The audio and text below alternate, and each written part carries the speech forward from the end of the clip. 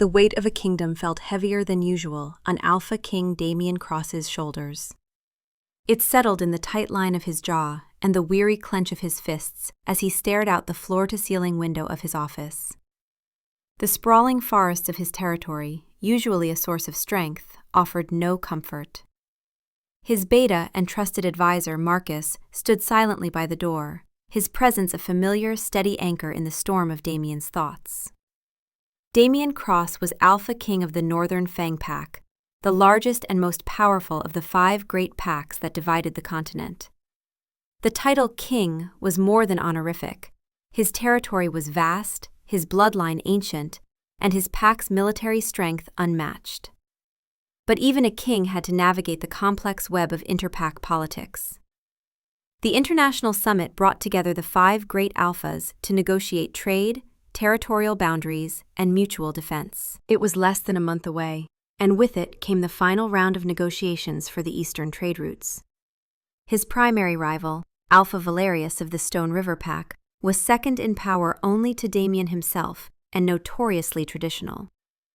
He believed an alpha's strength was reflected in the stability of his pack, and to Valerius, stability meant a mated alpha, an alpha queen by his side. Damien had no mate.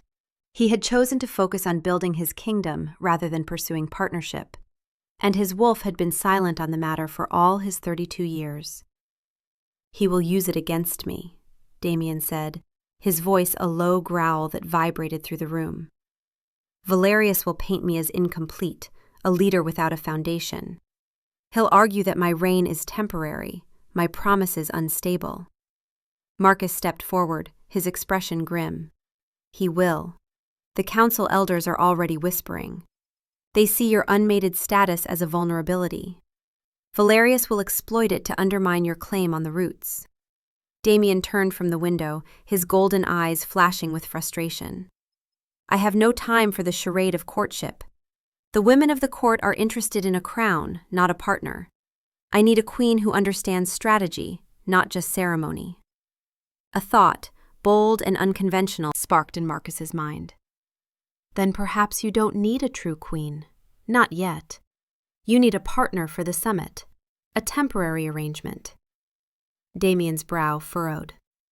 "A fraud?" The other alphas would sense any hesitation, any discord between us. We would need to be utterly convincing. "Not if the arrangement is transparent between the 2 parties," Marcus pressed. "A contract, a business transaction. We find someone intelligent, poised, and utterly unimpeachable. Someone who understands the stakes and can play the part convincingly. And someone who won't be swayed by the position. Someone professional." Damien considered it. The idea was audacious, fraught with risk, but it was also a lifeline. "Who?" he asked, the single word sharp with demand. "Who would be capable of such a thing? Who would agree to it?" Marcus's lips curved into a faint smile. "There is an Omega lawyer who has been making a name for herself in the city. Sloane Bennett. She recently won a landmark territory dispute against a council elder's firm. They say she's brilliant, meticulous, and completely unflappable. She's an Omega, so no one would suspect her of political ambition. She values contracts above all else. If anyone can navigate such an arrangement with professional detachment, it's her." Sloane Bennett's office was small, meticulously organized, and smelled of old paper and peppermint tea. It was her sanctuary, a space she had built for herself brick by brick, case by case, proving to a world that saw Omegas as soft and submissive that her mind was as sharp as any alpha's claw. 10 years ago, the Great Pack Accord had outlawed the most overt discrimination against Omegas, guaranteeing them equal rights under pack law. But laws on paper couldn't erase centuries of ingrained prejudice. Sloane had her law degree and her own firm, but she still had to fight twice as hard for half the respect. Every victory was dismissed as luck, every argument met with condescension. She was one of only a handful of Omega lawyers practicing in the capital. The legal equality was real. The social equality was still a fantasy. When the royal summons arrived, a heavy cream envelope embossed with the Northern Fang Pack's wolf crest, she assumed it was a legal matter, perhaps a contract dispute for the royal guard. She never imagined she would be ushered into the Alpha King's private office, a room that felt larger than her entire apartment, to find Damien Cross himself waiting for her.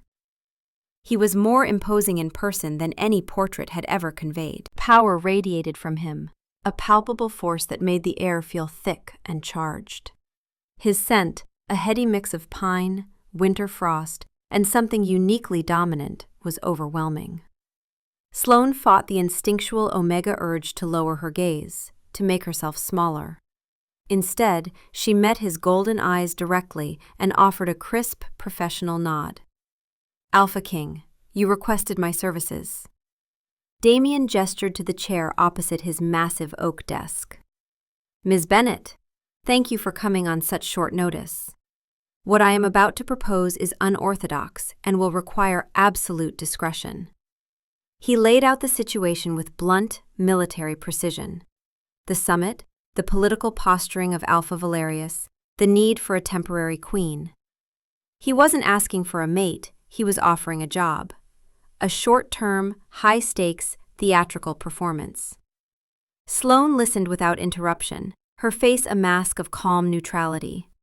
Inside, her mind was racing, analyzing, assessing risks and benefits. It was the most audacious proposal she had ever heard. And a part of her, the part that had fought for every scrap of respect she'd ever earned, was intrigued by the sheer audacity of it. To stand beside the Alpha King, not as a decorative consort but as a strategic partner, was a challenge she found herself unexpectedly drawn to. "I see," she said when he had finished, her voice even. "This would be, in essence, a contractual employment, the terms of which would need to be extensive." Damien's lips twitched, a flicker of amusement in his stern expression. "I would expect nothing less. I will require full creative control over the legal framework governing our arrangement," she stated, her tone shifting to that of a legal professional. "Every eventuality must be accounted for, every expectation defined, every boundary clearly demarcated." "Agreed. My fee will be substantial," she added, testing him. "It will be met," he replied without hesitation. "And there will be one final, non-negotiable stipulation," Sloane said, her gaze unwavering. "Given the intimate nature of the role you expect me to play, there must be clear boundaries around personal conduct." Damien leaned forward, his interest piqued. "What are you proposing?" "A clause," Sloane said, the word precise and sharp. "A section of the contract that establishes strict professional boundaries for the duration of the agreement. No private romantic gestures outside of public performance. No attempts to extend the arrangement beyond the agreed termination date. No introduction to family members in a romantic context. No sharing of personal living spaces beyond what's required for appearances. With significant financial penalties for the party in breach." A slow, dangerous smile spread across Damien's face. He was intrigued by this small omega, who spoke of boundaries as if they were fortifications on a battlefield. "You want to contractually prohibit personal involvement, Ms. Bennett?" "I want to ensure this remains a business transaction, Your Majesty," she corrected smoothly. "Personal entanglements are a poor foundation for business." He stared at her for a long moment, his golden eyes searching hers. He saw no fear, no avarice, only a formidable intelligence and a will of iron. This was no simpering courtier. This was a warrior armed with a pen instead of a sword. "Draw it up," he commanded, a low rumble of respect in his voice. "I want to see every word." The contract was a masterpiece.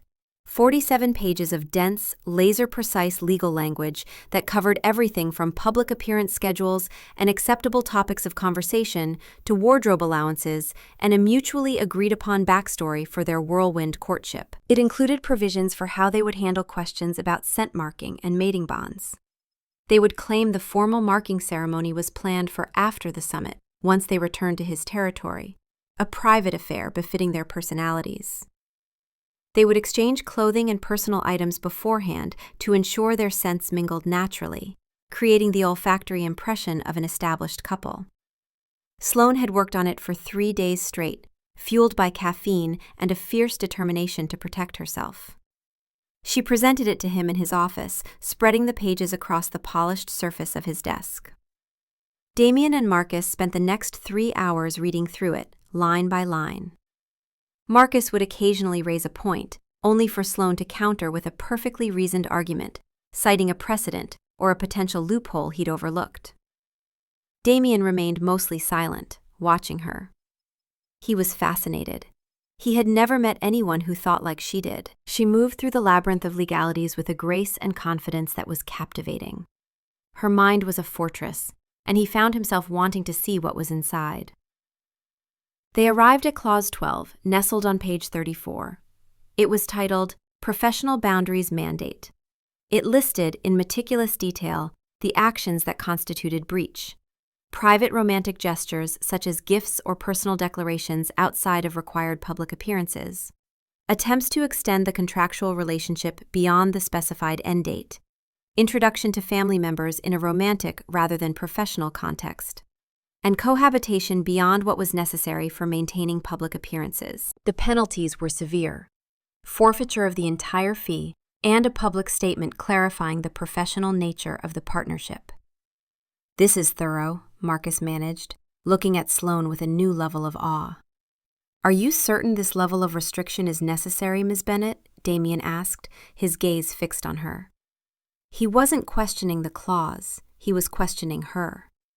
What had happened to make her so wary that she felt the need to legally forbid personal connection? Clarity is the bedrock of contract law, Alpha King, Sloane replied, her expression unreadable. This clause protects us both. It ensures our objectives remain aligned and our judgment unclouded by complications that could jeopardize the arrangement. He saw the walls she had built around herself, as tall and imposing as his own. He understood in that moment that this clause was not just for him, it was for her. It was her escape hatch, her guarantee that she could walk away from this whole charade with her heart as untouched as her bank account. Fine, he said, picking up a heavy ink-filled pen. He signed his name at the bottom of the final page with a bold, decisive flourish. The contract is approved. Sloane released a breath she hadn't realized she was holding. She countersigned, her own signature a neat, controlled script beneath his sprawling one. The deal was done. For the next 4 weeks, she was Sloane Bennett, fiancée to the Alpha King. She would play the part of the adoring, supportive mate. And she would, under no circumstances, breach Clause 12. It was a simple business transaction. There was no reason to believe she couldn't handle it. The first week was dedicated to what Sloane privately termed relationship boot camp. They spent hours in the Royal Library, a space so vast it had its own weather patterns, supposedly crafting their backstory. Damien decided they had met through a mutual acquaintance at a charity gala 6 months prior. He had been taken with her intelligence, and they had begun a discreet courtship, wanting to keep their relationship private until they were certain. It was plausible, simple, and difficult to disprove. My favorite color is blue, Sloane offered during one session, feeling ridiculous. Specifically cobalt. I have an allergy to shellfish. I prefer tea over coffee, specifically peppermint. Damien listened, committing every detail to memory. My wolf is restless on the equinox, he countered, his voice low. I find the scent of lavender calming. I have a scar on my left shoulder from a rogue attack when I was a teenager. His wolf was a separate consciousness, primal and instinct-driven, that shared his mind and body. Most alphas maintained strict control, letting the wolf surface only during shifts or in battle. The wolf operated on ancient instinct. It recognized threats, claimed territory, and responded to potential mates on a level more primal than reason, more powerful than conscious will.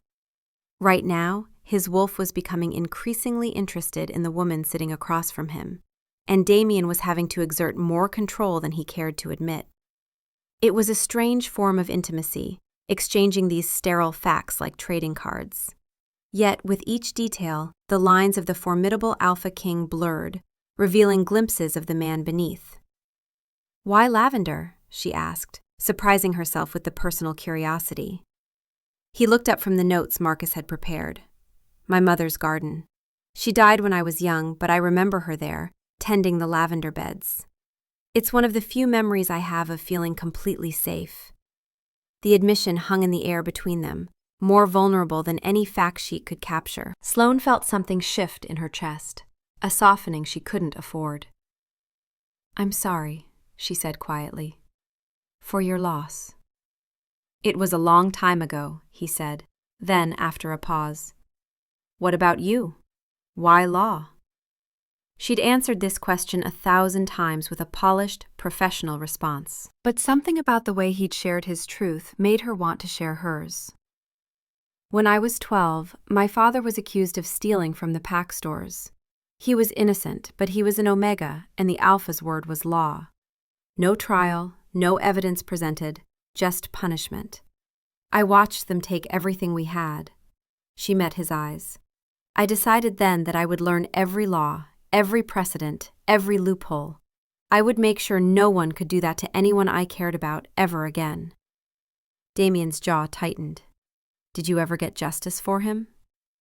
"My father died 2 years later, broken by the shame of it."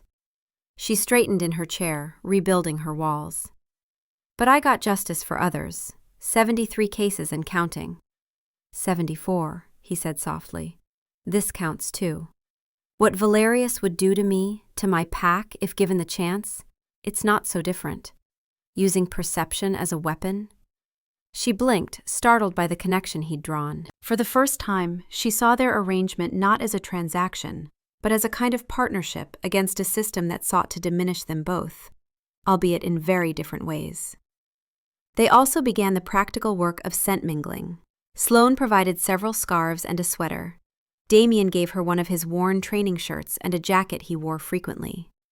They would need to wear each other's clothing regularly, sleep with the items nearby, to ensure their scents became naturally intertwined. The first time Sloane pulled on his shirt at night, alone in her apartment, the overwhelming scent of pine and winter frost made her feel strangely safe and utterly terrified at the same time.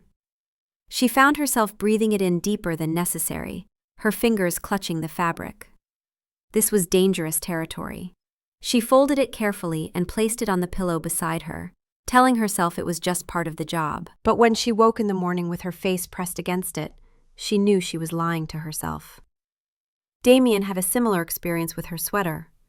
He'd tossed it carelessly on his dresser, but found himself picking it up throughout the day, catching the scent of peppermint and clean linen, and something uniquely her. His wolf rumbled with approval. "Mine," it whispered. "No," he said aloud to his empty chamber. "Employee. Temporary arrangement." But the wolf didn't understand contracts, and Damien was finding it harder and harder to remember why he'd agreed to this particular form of torture. Their physical proximity was another hurdle. Playing a devoted couple required a degree of casual touch that felt anything but casual to either of them. They practiced in the deserted royal gardens, away from prying eyes. "May I?" Damien asked the first time, his hand hovering near hers. The formality felt absurd given what they were attempting, but Sloane appreciated it nonetheless. "Yes," she said, her voice steadier than she felt. He took her hand, his large, warm palm engulfing hers. Her fingers felt so delicate in his grip, yet he knew they belonged to a woman of immense strength. They walked the garden path in silence, both hyper-aware of every point of contact. "This is ridiculous," Sloane finally said. "We look like teenagers at their first dance." A surprised laugh escaped him, rich and genuine. "I was thinking the same thing." She looked up at him, startled by the sound. She'd never heard him laugh before.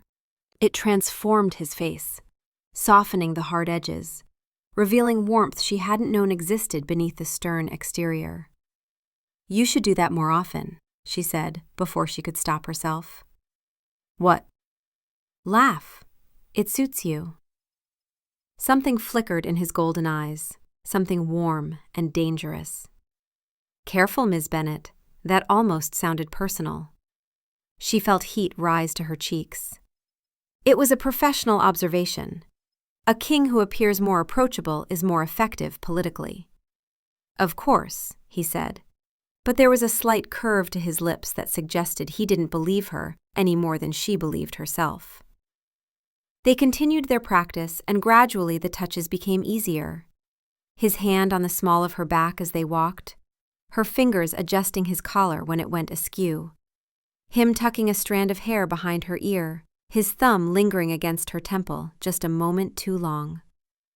Each touch was electric, each moment of contact a test of their resolve. One afternoon, during a break from their preparation, Damien found Sloane in the palace library, surrounded by books on Pack history and diplomacy. She'd insisted on understanding the political landscape thoroughly, approaching the summit with the same meticulous preparation she brought to a trial. "You don't have to do all this," he said, settling into the chair across from her. "The arrangement doesn't require you to become an expert in Pack politics." She looked up from her notes, her reading glasses perched on her nose. He'd never seen her wear them before. They made her look younger, softer, and he found the sight unexpectedly endearing. "I don't do anything halfway, Your Majesty. If I'm going to stand beside you, I'm going to understand what I'm standing for." "Damien," he corrected. "In private, remember?" "Damien," she repeated, and he loved the way his name sounded in her voice. "Besides, this is fascinating. Did you know that the Eastern trade routes were originally established by a coalition of 3 packs, not 2? The Sunstone Pack was written out of the history after—" She stopped, looking at his expression. "What?" "Nothing," he said, but he couldn't hide his smile. "It's just, most people find trade route history about as exciting as watching grass grow." "Most people lack intellectual curiosity," she countered. "These routes have shaped pack relations for 2 centuries. Understanding the historical precedent could give us leverage in negotiations." "Us," he repeated softly. "You said us." She froze, realizing her slip. "I meant you. Could give you leverage." "No," he said, leaning forward. "You said us, and you were right. That's what we are in this, Sloane. Partners." The word hung between them, meaning more than the contract had outlined. Partners implied equality, mutual respect, collaboration. It implied something real. "Partners," she echoed, and allowed herself a small smile. "Then as your partner, I should tell you that I found a precedent from 1847 that might be useful. If a pack can prove historical use dating back before formal treaties, they have a stronger claim than pure military might." His eyes lit up. "Show me." They spent the next 2 hours bent over ancient texts, her explaining the legal principles, him providing context about current pack dynamics. Their heads drew closer together as they examined a particularly faded map, her peppermint scent mixing with his pine. At one point, she reached across him to point at a specific passage, and her hand brushed his chest. They both froze. The touch was innocent, accidental, but the jolt that went through them was anything but. Slowly, she pulled her hand back, but their eyes met and held. "Sloane," he said, his voice rough. "This is dangerous," she finished. "Yes." "We should maintain the boundaries." "We should," he agreed. Neither of them moved. It was Marcus, entering the library with updated summit schedules, who broke the spell. They sprang apart, suddenly fascinated by different books, but Marcus's knowing look suggested they weren't fooling anyone, least of all themselves. The evening before they were to leave for the summit, Damien requested Sloane's presence for a final preparation dinner. She arrived at his private dining room to find not the formal stateroom she'd expected, but a smaller, more intimate space with a table set for 2. "I thought we should practice dining together," he explained. "At the summit, we'll be observed at every meal. We need to look comfortable." It was a reasonable explanation, but as the evening progressed, the practice felt less like preparation and more like a real date. The food was excellent, but Sloane barely tasted it. She was too aware of him across the table, the candlelight casting shadows across his strong features, the way his eyes tracked her every movement. "Tell me something true," he said suddenly, setting down his wine glass. "Something not in the contract or the backstory, something real." She should have deflected, should have maintained professional distance. Instead, she found herself saying, "I'm terrified." Of the summit? Of this? Of how easy it's becoming to forget this isn't real. The admission hung between them, brave and foolish in equal measure. Damien reached across the table, his hand palm up, an offering. After a heartbeat's hesitation, she placed her hand in his. His fingers closed around hers, warm and sure. "What if we stopped trying to forget?" he said quietly. "What if we acknowledged that somewhere along the way, this became more than a contract?" "Clause 12, she whispered, but it sounded like a plea rather than a warning. "I know." His thumb traced circles on her palm, sending shivers up her arm. "I've been in breach since the moment you walked into my office and met my eyes without flinching. My wolf knew then. I was just too stubborn to listen." "Your wolf?" "Wolves don't understand human complications. Mine decided you were important, and it's been fighting me ever since." He paused, his golden eyes intense. "But it's not just the wolf anymore, Sloane. It's me. I find myself looking for you in every room. I sleep with your sweater and tell myself it's for scent purposes, but I know better. I want to hear your thoughts on everything from trade routes to what you had for breakfast. You've become the best part of my day, and tomorrow we leave for the summit, and I'm terrified too. Terrified that when this is over, you'll walk away and I'll have to let you." Her heart hammered in her chest. Everything in her legal training screamed at her to protect herself, to enforce the boundaries, to remember the penalties. But her heart, her traitorous heart, wanted to close the distance between them and damn the consequences. "We signed a contract," she said, but her voice wavered. "Legally binding. I'll pay the penalty, every coin. I don't care. It's not about the money, it's about—" She struggled to find words. "I built my whole life on rules and structure because it was the only way to survive. If I break them now—" "What if some rules are meant to be broken?" he asked softly. "What if we're meant to be the exception?" She wanted to believe him. God, she wanted to believe him. But fear held her back. The fear of every Omega who'd ever been promised something beautiful, only to have it snatched away. "I can't," she whispered, pulling her hand from his. "I can't risk it. Not yet. Let's get through the summit. Let's honor the contract. And then—" "And then?" "And then we'll see what's real and what was just proximity and performance." It was the lawyer in her, needing clear terms, defined outcomes, protection against heartbreak. Damien nodded slowly, though disappointment flickered across his face. "After the summit, then. But Sloane, what I feel, it's not going to change. Contract or no contract, it's already real for me." She fled to her room before she could do something foolish, like tell him it was real for her too. The international summit was held in a neutral territory, a grand, historic citadel nestled in the mountains. Their arrival was a spectacle. As Damien stepped out of the carriage, he immediately reached back to offer Sloane his hand. She took it, her fingers cool and steady in his, and stepped out beside him. She wore a gown of cobalt blue, and their scents, carefully mingled over the past 2 weeks, proclaimed them as an established couple. The pride that swelled in his chest was dangerously real. He tucked her hand into the crook of his arm, keeping her close as they ascended the marble steps. He caught the scent of his rival, Valerius, before he even saw him. The Alpha of Stone River was tall and broad, with a sneer that seemed permanently etched onto his face. "Cross," Valerius greeted, his voice slick with false cordiality. I had heard rumors, but I didn't believe them. To finally take a mate, and so close to the summit. A convenient development. Damien's grip on Sloane's arm tightened instinctively. It was not a matter of convenience, Valerius. It was a matter of finding the right one. Allow me to introduce my fiancé, Sloane Bennett. We plan to complete the marking ceremony once we return home, in a private setting as befits us both. Sloane met Valerius's gaze without flinching. Alpha Valerius, it is a pleasure to finally meet the man King Damien has told me so much about.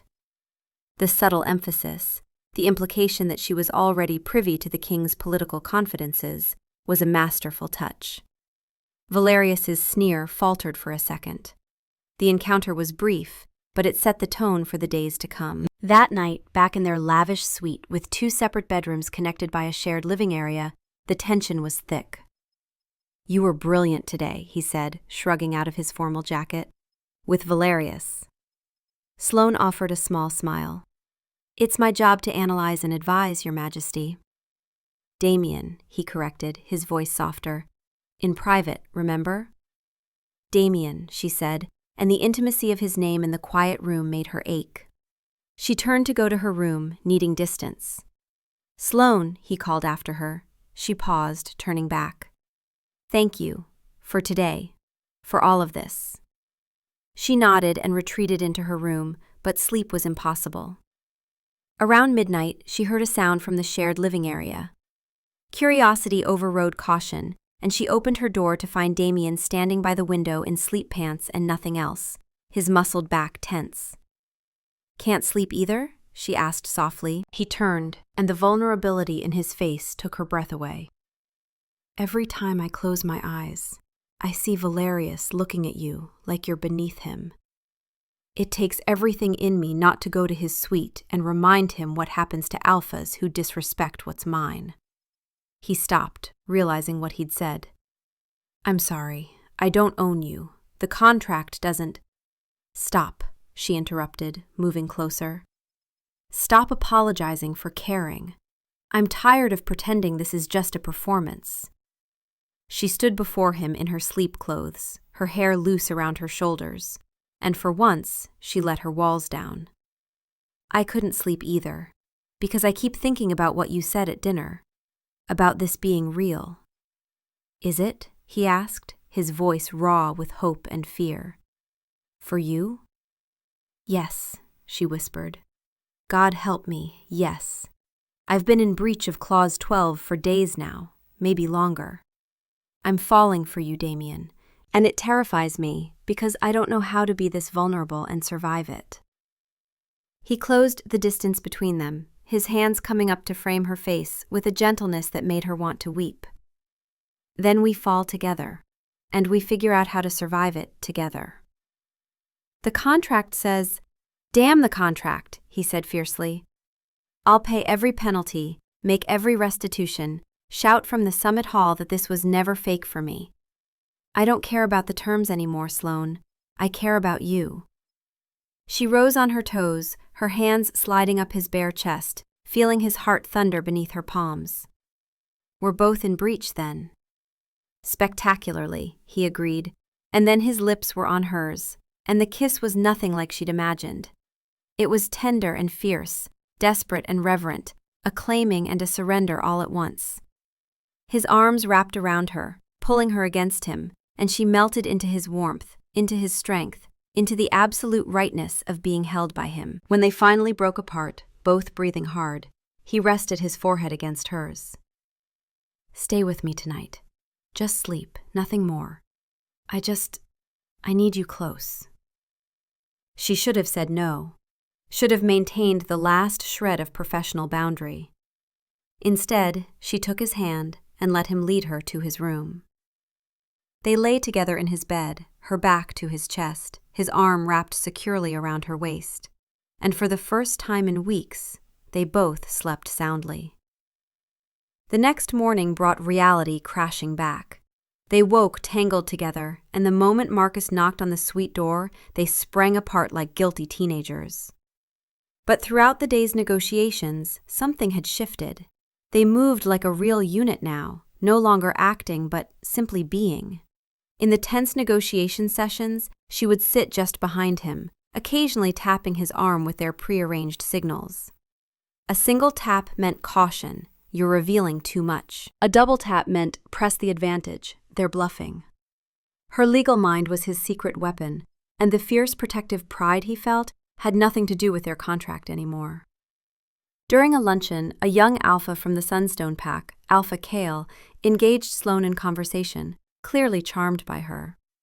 From across the room, Damien watched, jealousy hot and sharp in his chest. When Kale laughed and placed a familiar hand on Sloane's arm, Damien's control snapped. He moved across the room with predatory speed, his presence a thundercloud of pure alpha dominance. "Sloane, my love," Damien said, his voice a smooth, dangerous purr, as he came to stand behind her, placing his hands possessively on her shoulders. "I was hoping to steal you away for a moment." His gaze locked with Kale's, and the younger alpha immediately withdrew his hand and beat a swift retreat. Sloane looked up at Damien, her eyes wide. The possessiveness rolling off him in waves was terrifying and thrilling in equal measure. Once they were alone in a quiet corridor, she turned to face him. That was quite a display.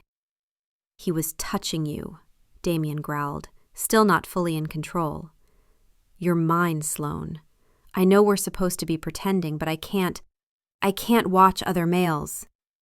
She cut him off by pulling him down into a fierce kiss, pouring all her own possessiveness, all her own certainty into it. When she pulled back, she said, "I'm yours, and you're mine. No more pretending, remember?" His eyes blazed gold. No more pretending. The final day of the summit arrived with the grand gala. The negotiations had gone in Damien's favor. Valerius had been outmaneuvered, and the trade routes were secured. But the victory felt hollow because Sloane and Damien both knew that tomorrow their arrangement officially ended. As they prepared for the gala, the air between them was heavy with unspoken questions. What happened after tonight? Could a contract's end date be renegotiated? Did love care about termination clauses? At the gala, Valerius, his pride wounded and judgment clouded by wine, cornered Sloane when Damien was momentarily occupied. "Well, well," Valerius slurred, grabbing her arm with a bruising grip. "The little Omega lawyer. Tell me, how much did he pay you to pretend? A convenient romance right before the summit? An alpha king like Cross would never truly choose a low-born paper pusher like you. You're a temporary convenience. Once he's done with you, he'll cast you aside." Every word was a poisoned dart, striking at her deepest insecurities. Before she could respond, a presence descended that made the entire ballroom fall silent. Damien had sensed her distress as if it were a physical blow. His golden eyes locked onto Valerius's hand on Sloane's arm. The civilized king vanished, and the primal alpha predator emerged. He grabbed Valerius's wrist with an iron grip and bent it back until the larger alpha cried out in pain. "You will unhand my queen," Damien snarled, his voice lethal. "And you will never speak to her again." Valerius stammered an apology, but Damien wasn't looking at him anymore.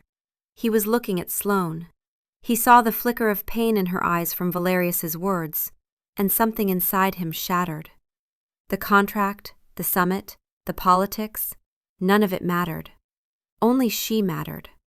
In front of the entire assembly of the most powerful shifters in the world, Damien Cross cupped Sloane Bennett's face in his hands. "He is wrong," he said, his voice raw with emotion, for her ears only. "Everything he said is wrong. You're not temporary. You're not convenient. You're everything." And then he kissed her. It wasn't a gentle, performative kiss. It was a desperate, passionate claiming, a kiss that poured all of his frustration, all of his yearning, all of his fierce, protective love into one undeniable act. It was a public declaration, a political statement, and a flagrant, spectacular breach of Clause 12. For a heartbeat, Sloane was frozen in shock. Then, as the warmth of his lips melted away the last of her reservations, she kissed him back. She wrapped her arms around his neck, her fingers tangling in his hair, and answered his desperation with her own. The 47-page contract, with all its rules and penalties, turned to ash in the fire of that kiss. The grand ballroom was utterly silent, save for the sound of two hearts beating in perfect unison. The assembled alphas stared, their expressions a mixture of shock and dawning understanding. An alpha king did not show such raw, unguarded emotion unless it was real. When the kiss finally broke, they remained forehead to forehead, breathing heavily. Damien's golden eyes searched hers, filled with terrifying vulnerability. "Clause 12, she whispered, a faint smile playing on her lips. "I believe you are officially in breach, Your Majesty." A low, rumbling sound, something between a laugh and a purr, escaped his chest. "I believe I am. What's the penalty?" "I think," she said softly, her eyes shining, "we're going to have to renegotiate the terms." Without another word to the stunned onlookers, Damien took her hand and led her from the ballroom. Back in their suite, Sloane walked to the small desk where she kept her briefcase. She pulled out her copy of their contract, the 47 pages that had been her shield and her prison. She held it for a moment, then met his eyes. This contract was based on a false premise. It was designed to prevent something that was inevitable from the moment I walked into your office. She walked toward him, the pages held between her hands. "The law is a powerful thing, Damien. It can build kingdoms and settle disputes. But it cannot legislate the heart. It cannot put boundaries on what we've become to each other."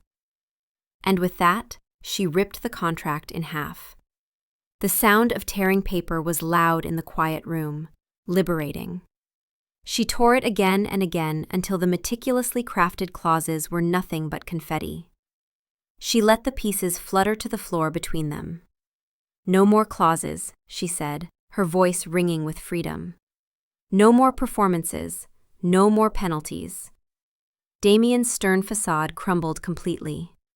A smile of profound relief and joy spread across his face. He closed the distance and lifted her off her feet, spinning her around in pure happiness.